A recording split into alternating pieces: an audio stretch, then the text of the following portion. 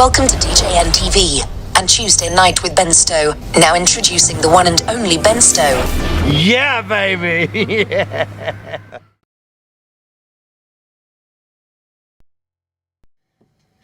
Good evening and welcome to a lovely Tuesday night here in the Upper Midwest, because we have brought to you, well, 3 out of 4 of us are from the Midwest. What are you, a weatherman? Yes. That's what we talk about. We have nothing else to talk about during the winter months and the summer. The weather has been a lot to talk about. It has been, and that's really an important part of tonight's show.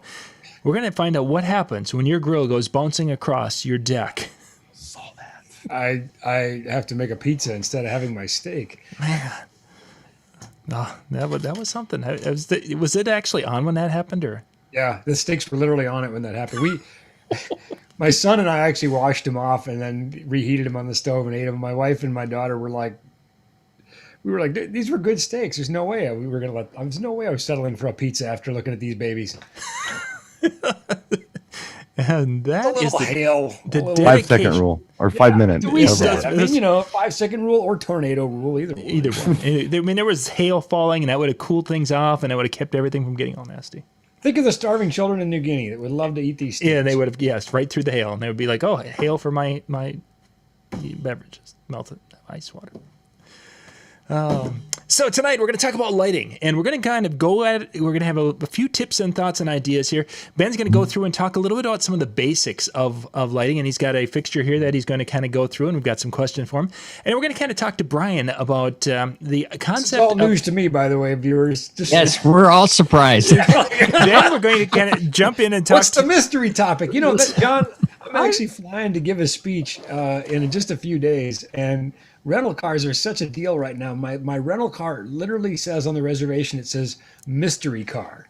Because they don't I have. have no idea. And so that's like every show with you has prepared me for this moment. Exactly. You're like, every whatever. show, it's like mystery topic. Yeah, exactly. You're good.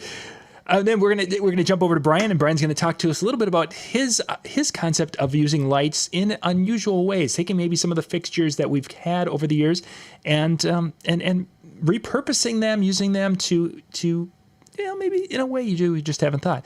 And then Howie, I'm glad you gave me some preparation on this. Thank you. Yeah, was that a surprise to you, Brian? Yeah. But yeah, I'm looking for his theory on that. And then we'll Howie's going to be sharing some tips and such with using the iPad to control your lighting when you're dealing with DMX. And we have the recorded video that Howie put together for our lighting night, or we can do it live or talk about it live. Wait, whatever. so Howie, you actually did have a heads up on this? Okay. No, I found out Sunday, and then I messaged Brian. I said, "Hey, did you know that we're on a show on Tuesday?" No, I didn't. So I found out with the email. Well, in fairness to John, he did send me a message saying this is the topic and this is what I want you to bring. And I've been so slammed. I went, okay, yeah, lighting. That sounds good. I'll wing it. So. Yeah, I was told something about recording a show in a different manner and be there at 8:00 with Ben. That's what I was told. Well, it was. We're going to be good, though. There was a lot of stuff. So, what could possibly go wrong? What could go wrong? Exactly. So first up, actually, I want to start with Brian. Brian, because you've talked about this in some of your videos, and before Ben jumps in and talks about some of the controlling of the light fixture he's going to get into, kind of your thought on the DMX control versus kind of setting them as a master slave or kind of plug and play. What are your thoughts behind that and the importance of having DMX control? Well, I've never made a secret of this. I feel like that DMX was something that was not made for our applications. I feel like it was made for, stage and theater, where as a mobile DJ, we're doing other things. We're talking to people. We are, picking tracks. We're paying attention to the audience. We've got a lot of things to do. And running a light show used to be so simple. It's a matter of hitting switches, and setting it up and changing it around was really simple. Now, Howie, he's DMX man. He's the guy who's going to chime in on this one and tell you it's all going to be okay with the Airstream DMX bridge. So he's going to tell you. Spoiler alert. But I'm here to tell you that I think it's thunder, Howie. It's true. the easier the better for me. And I don't know. I use minimal lights now, and I am using a light that's easy to control. I'm not using DMX on it, and it's suiting me really well. And one thing that I can tell anybody who's watching this is that at no time during any of my events over the last 3 years has anybody came up to me and said, you know what, that was a great performance, that was a great night, we all had a wonderful time. However, if you were using DMX and had more fixtures, I think it would have been better. No one's ever said that to me. Really? You would think they would. You would. Yeah. Nobody but they don't. Comes the light show, right? Keep it simple, stupid. The KISS method. I think with lighting, they add a lot, though. I think they add a lot, but they do, and I don't want to take anything away from it. They do add a lot, but I don't think that they were thinking, "Hey, mobile DJ, let's give them something else to learn." When they did DMX, I think it was just a protocol that was there, and they said, "Hey, we'll make this stuff for DJs at their price point too," and they did because the protocol already existed. Well, I mean, that's not to interrupt you, but I mean, we're talking 30 years in at this point. DMX was really officially adopted as a standard in 91, unofficially or officially. So actually, we're quite literally at 30 years, and we're at a point now where DMX fixtures are a matter of a few dollars instead of thousands and tens of thousands of dollars. So yeah, it obviously wasn't designed with DJs in mind, but we've been the beneficiaries of a lot of technologies that have kind of precipitated down to us, and this is. Oh yeah, it's just like Audi and Volkswagen. The cool stuff goes in the Audi first, and it's really expensive. Audi pays for it, and then 5 years later, you see the same tech in a Volkswagen, and it costs less. It's just how it works with most anything that you can think of technology-wise. No, I don't know. I like simple. The easier the better. And it's been my experience with dealing with DJs for the last however long I've been doing this actively on social media. That's very confusing for so many. And a big challenge for me has been to try to explain this and why it's good. And I always hated it when a manufacturer would say, hey, this is going to make it easy. Anyone can do it. Because not anyone can do it. There was a product that ADJ made a while back called the ADJ Anyone. Yeah. And, I call it the anyone but me. Because sometimes you got to consider the source, Well, I mean, it's not that it didn't do things. It just didn't do anything interesting. Oh, I can make a figure eight with a light. Okay, what else? Oh, that's it? Okay, so this is why DMX is good? I mean, it's just hard to justify all the effort to learn a new language. And I know somebody saying learning a language like binary code to Ben is like saying, learn how to, I don't know, wipe your butt. Everyone should know how to do this stuff. But I agree. Everybody should know how to wipe their butt. Yeah, it's a visual. Yeah. Thanks for that, Brian. Now, Brian, you've talked about, when this whole DJ thing started, how we had to use what was available and, cobble things together. And I think that's how we've adopted, the DMX. Everything we've ever done. And then the manufacturer said, hey, there's a market. We'll make one and we'll call it Anyone. Well, you're right, though. Not anyone could do it. It's not suggesting that I couldn't use it. I could use it, and I used it to its potential, but I still didn't think it was interesting. I think that's the point. It didn't do anything for me. I thought I was screwing it up. I thought I was missing something. And I'm talking to Tex over there. I'm like, hey, man, I don't think I got this. The only thing I can make this thing do is a figure eight. It's like, man, that's all it does. Like, oh. I think like a lot of things, there's time and place, Yes. And I don't want to get ahead of us or steal Howie's thunder, but I think that, there are, dance floor lighting. Maybe there are times where flash and trash is perfectly good, but I think there are other times throughout an event, in certainly many of the events that DJs do, but also some of the light corporate stuff that DJs can do, where having that control is not only desirable, but essential. Absolutely. Yes. So, and go ahead. No, the only thing I was going to say, John, and I agree, but if you're really going to do it, I mean, Howie does a nice job with what he does, and he'll talk about what he does. But I mean, sometimes you might want to bring in a guy just to run the lights, like, and it just becomes more convoluted than it used to be. I mean, it was getting easier, things were getting lighter, easier to set up, and now I need a light tech, because the lights got complicated and they used to be easy. But I mean, there are ways to make it easy, but you have to spend time to learn this. It's just something else you have to learn how to do. It's Yeah, I'm not saying it's for everyone or anyone, but I will say there's value in it. I just did there at is. an event. They flew the lighting designer in from London. I didn't say it was worthless. So I guess my point is that if it's hard, then there's value in it, right? If you can do something that other people can't do, then things like price become less of a factor. You say, well, it doesn't really matter what he charges. He can't do it. I'm being an advocate for DJs everywhere. I'm just saying it is convoluted. It is. It is. It can be. It can be. It can be You have to convoluted. decide what you want to do. I agree with that wholeheardly, Brian. I know, and you and I have been friends for a long, long time, since the dawn of DMX, right? But, through the course of doing the lighting symposium event, we had multi-ops that would send designated people. They're like, yeah, this guy's going to be a lighting guy, Right. Right. And the owners of the company or the DJs said, yeah, I don't want anything to do with it. I don't care. I'm sending this guy, Right. Teach him. That's what I got him for. And truth be told, I think this would stun a lot of people, since I'm partners in an event called the Lighting Symposium. We also have an audio symposium. It's important to note. Yes. And tonight we're going to talk about lighting. And of course, you remember I did a DVD on lighting that was distributed internationally. I saw it. Yeah, thank you. So everybody thinks I'm a lighting guy. The truth is, I have never run a lighting console on tour, and I never will. You will always find me behind an audio board on tour, because there are lighting guys and that's their thing, right? Right. From a mechanical level, from a technical level, I'm very good at the physical layer of DMX. I can speak very proficiently about the mechanics of lighting, about color mixing and all those kinds of things, but designing, that's an entirely different ball of wax. When you look at a space and say, here's what I'm going to do with it, I'm probably better than the worst, but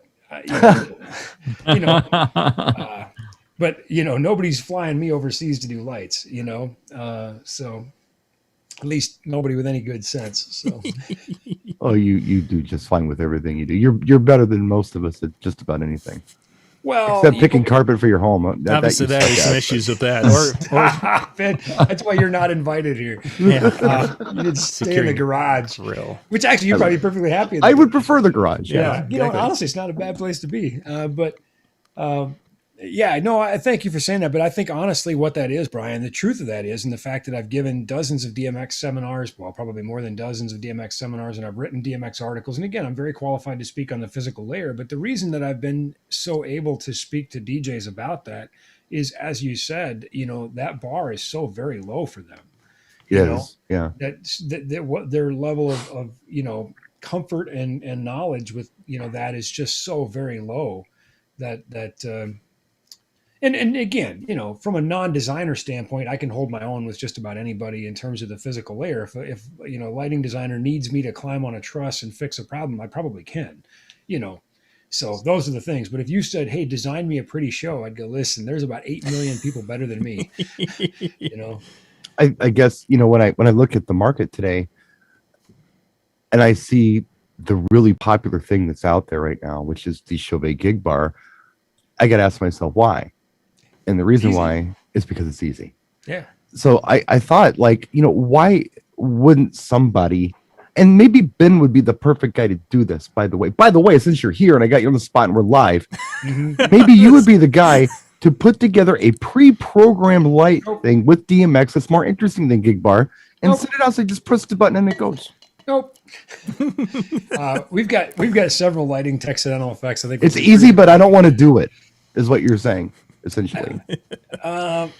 Well, I think that because here's the deal: there's pre-programmed stuff that's already in those lights, and when I think about DMX and I think about what it means to have that control, I think there has to be some specificity. That there's a reason you're doing what you're doing. Why am I creating the look I'm creating? And that's going to be somewhat client specific, I think. Sure. And again, that's where I'm back to. It separates you from, as we've established, the vast majority of the industry. The overwhelming majority of the industry is going to go for the gig bar. And so if it is the right fit for you, and if it is a niche that you want to pursue, and if you will pursue being even mediocre at it, you can really dominate your market. So let's kind of look a little bit at some of the, Ben, you've got a fixture there. For those who haven't really dug into it or been too intimidated and they basically just plugged it in and let it go, which I've seen numerous times from DJs. Let's look at, kind of give us a run through. You've got a wash effects hex there, I believe. Kind of give us an overview of what the features are on that, the different little aspects of it, and let's take a look at that, and then we'll jump over and Howie can kind of show us a little bit about how to run a fixture similar to that or any of the DMX fixtures out there. All right, well, you're going to get my non-lighting guy spin on it here. So, yeah. But basically, here is the Wash Effects hex. I've got one actually out of the box. I'll show you. I think the first thing I should say, because this is 2021, and this is just not something I don't get to say very much this year, so I really want to enjoy this moment. So please, just let me have this moment. Where this is going. They are in stock. Wow. Yes. Now, I will say we got a giant shipment of these a few days ago, and we are now down to like 16. Oh, nice. And there are no more coming until like October. So take it for what it's worth. I'm not giving They'll be gone after this show. Yeah, we're going to sell them either way. I'm not giving you a sales pitch like, I mean. Why? Because we're crazy. I mean, yeah, just not going to give you a sales pitch on. I'm just sort of giving you fair warning since you're one of our viewers. By the way, they actually exist right now for a very short period of time, and you can get your mitts on one. All right, so let's take a look at this thing. It's small. At least I think it's sort of a compact fixture. It's solid. It's got a little meat to it here, which I like. Not overly heavy. You can see that it's sort of a asymmetrical front, maybe, kind of pushed out a little bit, and that's designed to give more coverage. Each of these now are hex diodes, which means they're red, green, blue, amber, white, and ultraviolet, which is black light. And the black light actually is pretty good. Would be good for washing a room with, sort of another way you can use this thing. You get a black light party, and if you got enough of these things, you could do some good with it.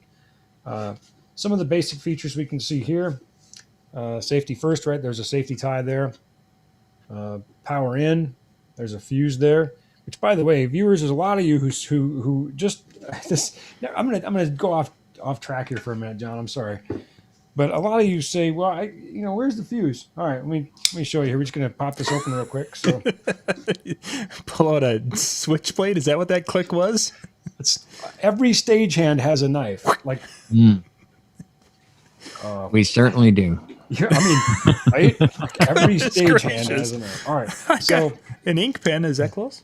With my pocket tool. It's so hard to keep my mouth shut right now, but I'm going to do it. I don't care.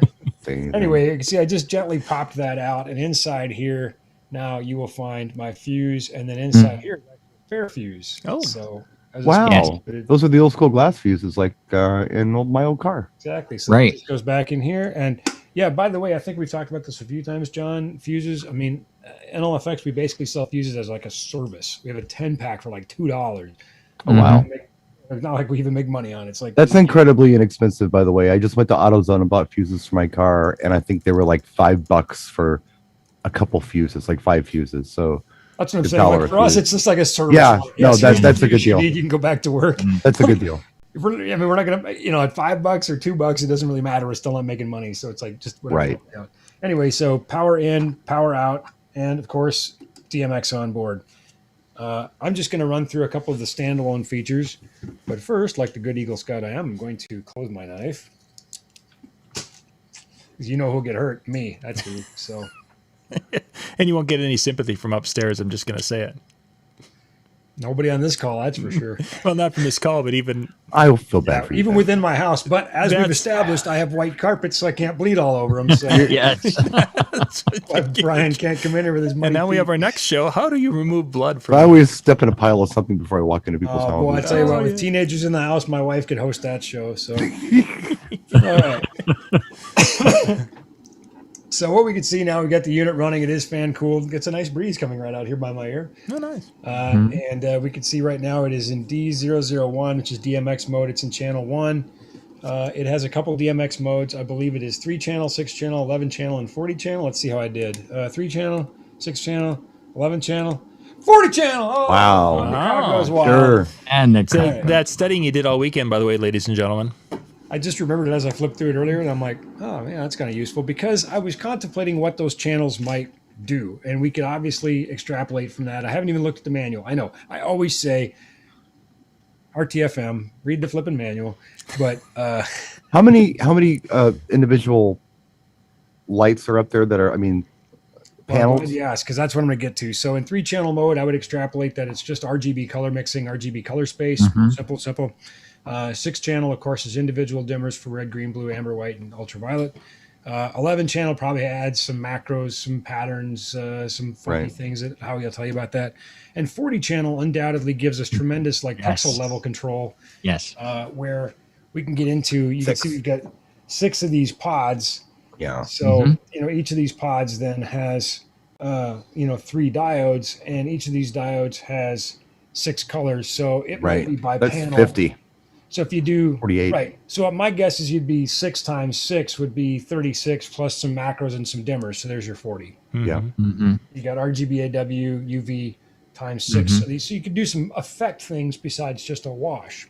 Sure. So it's, that's where, again, DMX comes in to say, well, what do I want this light to do today? It doesn't have to be the same light every gig. Today it's a color wash, tomorrow it's a black light party, and now it's a dance party, or something. Or even eye candy, have them pods chase around. So flash and trash. Yeah. Anyway, so, I got to tell you, I was on this Christian tour, and I was a sound guy, and lighting guy was a great guy. He's a good friend of mine, also works at Mental Effects. And the backline tech was also from Mental Effects. We were carrying sound, light, and video and backline for this tour. And I love Christian tours because you get church AV techs that often come and help you out as your local crew, and don't get me wrong. I love crusty pro stagehands because they know what to do and they get right to it, but they're not excited. It's another day. They're there for the donuts and the t-shirt. That's it. Right. Church AV techs are just super excited when you roll. They're trying very hard, I'm sure. When you roll in weapons grade audio, these church AV techs are just so excited to see, gear that costs more than their house. Right. And I mean, let's be honest, we're excited to play with it too. And so anyway, I try to keep a kind of, I call it my board side manner, but I try to just keep a good nature and have fun with them. It allows me to share my joy of the industry with these people who are excited that we're there. So here's my joke. And it was true every day. 10 days in a row, the lighting guy had to pretend he'd never heard this joke before. So, Brian, why did God say, let there be light? Why did God say, let there be light, Ben? Because the audio was already working. Yeah. Whoa! It was a swipe at me, I think. Oh, see you at lunch. I'll be in catering. Have a nice day. All right, moving on.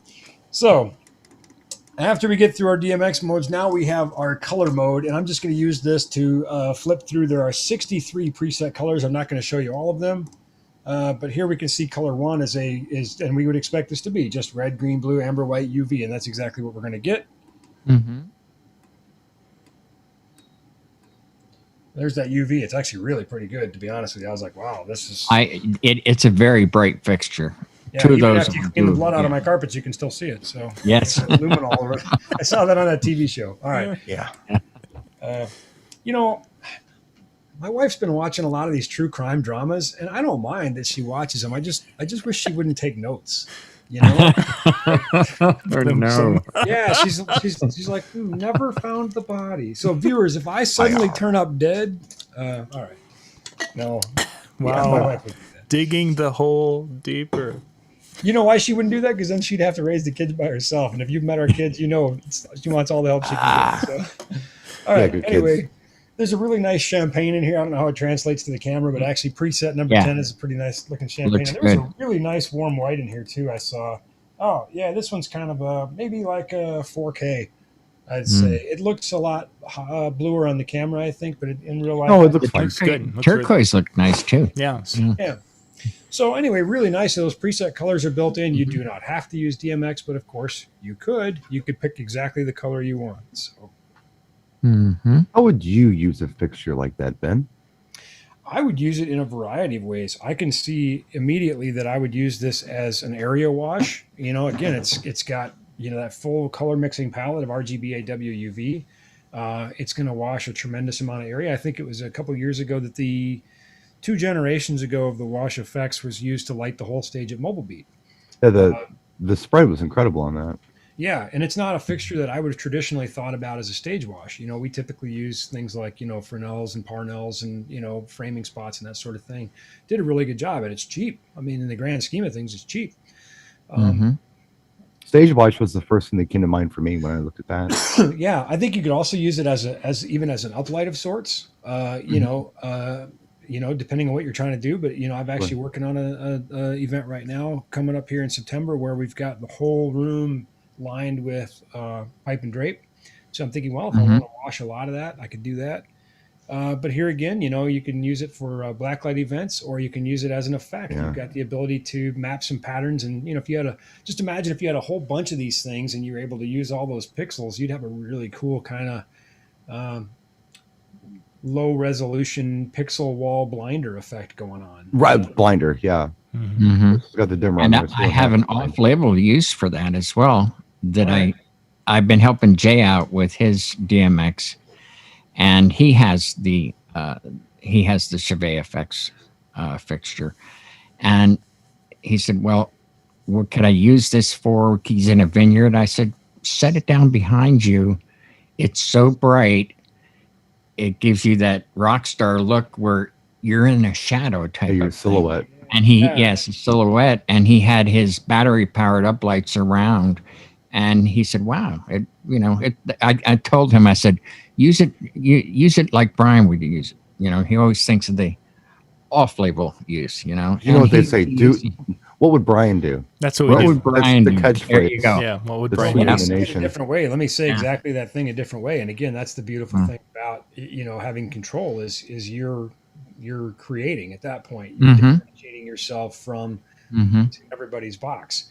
And to me, I like to think about lighting design as painting, which I'm also not very good at. But I think that your room is your your canvas, and the lights are your paints, and that gives you tremendous creative license. If you ask Pollock or Picasso how to paint, you're going to get very different answers. Yet both are very accomplished painters, and both very in demand. And both dead. And Well, I mean, I guess they that's probably wouldn't answer you. Yeah, that's not, at least not this week. Who's that? Yeah. That is a risk. There's a 100% mortality rate for being. Hey. But, Okay, so we've talked a little bit about the control and looked at a light fixture specifically. Howie, kind of walk us through for people who are wanting to get into DMX control, but they want to use something like a tablet, which seems to be kind of an easy stepping stone to get into DMX control. I do have the video if you want us to run through that and talk about it, or if you want to show live. I kind of left it open, whatever works best for you. I have the notes from the live video, so whichever you prefer to do. If you do, if you can do the things and show us live, like right now, then we can ask questions and kind of follow along. All right. You'll probably see reflections, but it looks the good when you first do thing, that. Looks good, actually. Yeah, it looks the really first thing that you want to do is, okay, you do not need to buy an iPad with the cellular. You can get these for $300. It's a tool. I bought 2 of them just for lighting, because I needed one for a backup. Now, the second thing that I recommend is go through it, get rid of all the bloatware that you can. And there are videos that you can see on YouTube that'll show you how to do that. Then the next thing, you want to make sure the Bluetooth is turned off if you're using this for DMX lighting. And another thing that is really important, let me see if I can, yes, here we go. I can show you right here. Do you see right here the thing that looks like a fan and there's a red dot on it? Yep. And it tells me that there is an update. Well, one of the worst things you can do is have automatic updates turned on, because one summer Apple did an automatic update and people could not use their lighting program, the one that I use, for that whole summer until Kip had to actually rewrite the code, and then Apple had to approve it first. So always delay, keep your eyes on the different groups that are out there. Ask questions. Hey, is it safe to update? Am I still going to be able to run? So that's when, and I'm waiting on this. This just came up, and I'm going to give them a month and let somebody else make a mistake. Sure. So let's see. Oh, yes, you should. And just my opinion, I've dropped it many times. Get the case, but not only that, but there's this hardened glass that goes on. Right. Yeah. They are cheap. They come in a 2-pack. They're like $10. I've replaced these. Cheap insurance, $5. Mm-hmm. Then what I've done with that is then now we're hustling and we're setting up. Sometimes things happen. Nothing ever goes as planned at our events, whether it's a corporate or a wedding, a party, whatever. Sometimes you're rushed and you're just barely finished and you just suited up, but you're still sweaty. And I try to touch this to engage a scene, and it's not doing anything. I can't even move a fader because my fingers are wet. Pro tip: get yourself a touch capacitive pen and keep that with you. How much do you sweat? Well, sweaty fingers. I'll tell you, if you get the screen wet and your fingers are wet, sometimes you miss a cue. Sort of rhetorical question. Sorry. Anyway, that's just a little tip there for that. And then another thing is that if you have an older iPad or you're doing a very long event, what you want to do is go into your settings, and you're going to go to brightness. And what you want to do is, as you can see, I use dark mode. Dark mode, that all the black means that there are some there. Dark mode, Darkstar. I'm seeing a pattern. Right. Yeah. Well, the thing is, if the dark means nothing's lit up, you're conserving battery life. And then you go in, and during brightness, this here is at 40% brightness, and you can still see that clearly. Yeah. If I go back to my main page, you can still see that clearly. Yeah. At 40% brightness. So I did a test, and I got 12 hours out of the iPad without it plugged in, because I had done that.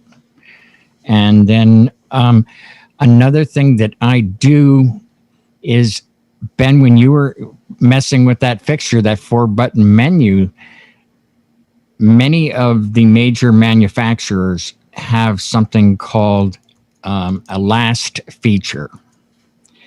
Now, what it'll do is, if your fixture should lose a DMX signal, you get 3 options.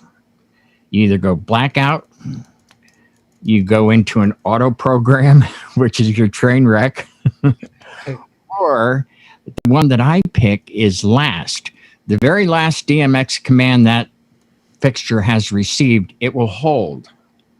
And then I will, whatever it is, if it was the iPad, I would, energize the next one, or plug it in if I ran out of battery. Whatever the reason for me losing that DMX signal, your clients are not going to know. They're going to think it's part of the show. Okay, everything's blue for a while now. That's cool. And then all of a sudden the program just, when you do the repair and you keep moving, nobody's any the wiser, so to speak.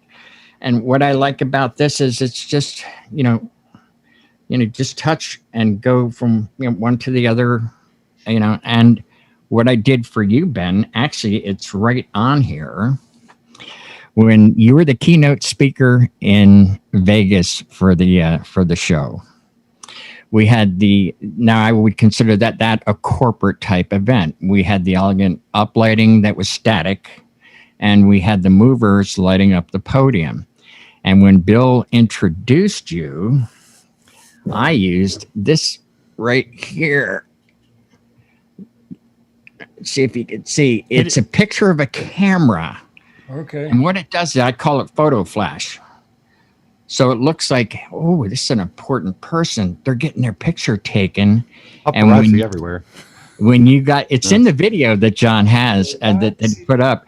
And then when you got up and started going up on the stage, then I went back to podium, which is the static look. but I used a delay on that. And what that meant is that the fixtures would move into position. They'd already be on there, and then they would illuminate, so that you don't see the beam going, because we wanted elegant for that particular situation. You can also control the off time. You can have it fade slowly off. Let's say you're doing a first dance for a couple, and the end of the song, and it fades out slowly, very romantic. And then so there's just so much you can do with it. And honestly, the work you can do, it is a lot of work ahead of time. I'm not going to lie about that, setting that up. These are how many fixtures I have. These are the faders section, and this is the effects section. I got pages and pages of that, and of course the scenes, and then of course you can do shows with this where you can leave it automated. But once you have all of that on there, I do with the very same rig. I can do very elegant, like we did in Vegas. But then at nighttime, yeah, we had a little bit of a dance thing going on. Mm-hmm. So yeah, and it looked really good. Yeah. And I was passing the iPad around to some of the people there. They came in the room, and John, you had the front of house, so to speak, but it was off to the side. It was, it had it had the soundboard, all of the video switchers and everything covered, and everybody's looking at the light show in there, and they went and they're looking. Well, how is that happening? Yeah, looking for a DMX There's nobody board. there. Everything's covered up. And they saw me standing looking at this thing. And that's how I met one of our new friends, John from Boston. And he says, I knew somebody was doing the lights. You're doing the lights with that iPad, aren't you? And I said, yeah. I said, here, give it a try. And then other people came over. So it was a really fun night. And we'll be doing that at Beret in 2 weeks. At Expo. 2 weeks from tonight. Shameless plug right there for. Shameless plug. For those of you who do not know, DJ Expo Tuesday nights, DJNTV has had a chill event. And this year, Brian and Howie are going to be there and having a good time on Tuesday night, starting at 8 o'clock at Beret. Beret is located just behind the Irish pub, which a lot of us have been there. We've been there in the past. But we've kind of outgrown, Brian's posse needs some space. Isn't it in front of the Irish pub? Or is it behind it? I thought it was in front of the Irish I have pub. a request for you. Like catty corner across the parking lot. Right, it's next to it. It's actually on New York Avenue, and I forget the name of the street the Irish pub is on. But Follow the smell of barbecue. Yeah. Oh yes. John, I just looked and doing sound for touring acts, and I can't attend DJ Expo this year. It's as a lot of have experienced a big surge in demand. So please have a funnel cake for me. No funnel cake for Ben. Oh. We'll have a rib for you. We'll take a picture for you. You better. You know what? And I'll be the envy of everybody in the green room because I'll show them my funnel cake that my friends are eating for me. They are eating. Now, full disclosure, I may be in a rib coma if you want to come there and meet me. So forgive me if I'm sleeping. He's got barbecue sauce on his chin. How would we know the difference? You never know. Yeah. Was Brian okay? Was that a rib coma? I think that was Brian on a regular day. He's just good. Yeah, he's here. He's happy. He's a happy man. So how did I do, John? I actually did that quicker than if you had shown the video. I did that in 8 minutes as opposed to the 11-minute video I sent you. Oh, that's good, and we will put that video up so people can refer back to that because you had some good tips in there.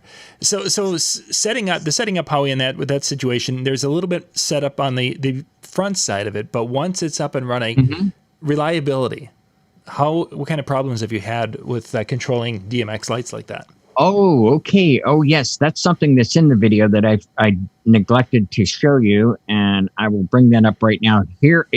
I have not had a dropout. I know people say, oh, I'm having dropouts, this and that. They're not prepared. Ben is going to smile when I say this. It's frequency coordination. The first thing I do is check the frequency of my environment. That is the very first thing that I always do. it's just a no-brainer for me. And I put an app on my phone. Now people go, well, now that's not like totally, 100%, reliable or accurate, but it doesn't have to be. Okay, so now you see better than nothing, that's for sure. Exactly, it's better than nothing. Now you can see that there's several networks there, and one of them is my DMX lighting right now. And if I go this way with it, guess which one is mine? The orange one. And the higher you go, the stronger the signal. With the minus number, the stronger your signal. And the other thing is that I am always within 2 to 3 feet in a critical situation with the iPad to the DMX bridge. So we were in Vegas, and we had hundreds of photo booth vendors there and so forth, and we didn't have any dropouts because I checked for an open frequency, but this thing isn't really accurate, but it worked. So close enough. It's going to show you a lot. It's going to show you the worst of the network traffic, right? So right. If you really want to know, there's all kinds of ways to do that. Y-Spy, whatever. But yeah, that's the key. Is like you said, just be where others aren't. Right. Yeah. And that has been the biggest problem. I mean, you mentioned at the beginning shutting off the Bluetooth and making sure that and the cell, right. Not having one that had cell service. I made the mistake because mine did have cell service, and I didn't shut that off on a couple of the events. So here it's trying to do internet things. It's not finding internet via the Airstream DMX bridge, its network. So smart guys having problems is not communicating with the bridge because it's trying to go through cell service to go and connect to the internet. And a word of warning, though, too, for those of you out there, if you do get the Airstream DMX bridge, which I think Ben might even still have some of them, you better change your password. It comes to default password is all capitals Airstream, and the password is lowercase Airstream. And I warned somebody about that they should change their password, and they didn't. So I hijacked them, and I didn't do it during a performance, but it was during the sound check, and I hijacked them, and they were doing stuff, and then I would change it, and they go, "What happened? What happened?" I warned you. Always being naughty. Good stuff. Gentlemen, we need to wrap things up because Brian and Howie need to go and get reset for tonight's second show. If you want to join them tonight on a Tuesday night music chat show, Jay Brannon jumps in and joins the guys at DJNTV.com/chill. You can go there, and they'll be recording in about 25 minutes, somewhere in that 17 minutes. Yeah. Yeah, they'll be and it was recording. Great seeing you. So they'll be doing their thing. So much fun to hang out with you. I wish I was there on the boardwalk having that funnel cake with you, and just doing the things we normally do at these shows. Having our hugs and handshakes and laughs. So thanks for hanging out with me tonight. It was a lot of fun. Well, we'll see you. Thank you so much. It was an honor being on your show. Yeah, it really was. Thanks, guys, for being on. My honor. It was my honor and my pleasure, guys. Yep, Seriously. and thank you guys for being with us tonight because we had a great crowd. I think we just came in under 100 people watching at the peak here just a little bit ago. So a very good crowd. And if you have any questions on the gear, getting some of those Wash Effects Hex lights, get in touch with Katie or Ben there this week. They can get. There's only a few of them left. 16 as of today. 16 as of today, and I think when Michael sees the video of how much that UV light works, I think it's going to be down to 14 because I think he'll want to get the other two right away too. If he doesn't act right away, he's going to be out of luck. Exactly, and I'll just throw this in there, shameless plug, but the other thing that we're doing for people, remember, is you can place a no obligation reservation with us, which gets your name on some product. So as soon as it's available, your name's on it. You can cancel. You don't have to pay any money down. You have literally no risk. When it's available, we say it's ready to ship. Would you like it? And it's a good way to just because stock is such a moving target right now.